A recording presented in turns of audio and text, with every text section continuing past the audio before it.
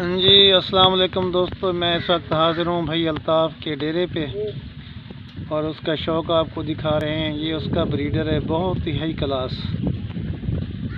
भाई अल्ताफ़ लिया के शहर कोट सुल्तान से हैं और हमारे लिया में सबसे महंगी बकरियाँ भाई अल्ताफ़ ने रखी हुई हैं। बहुत शौक़ वाली प्योर तोता फेस में हाई क्वालिटी बकरियाँ। ये भाई अल्ताफ़ का ब्रीडर है दोस्तों। ये बाबा फरीद वाले कजले बकरे का बेटा है। दांतों है अभी फ्रेश, 2 दांतों है। बाकी क्वालिटी दोस्तों आपके सामने है। अल्लाह पाक भाई अल्ताफ़ को नसीब करे।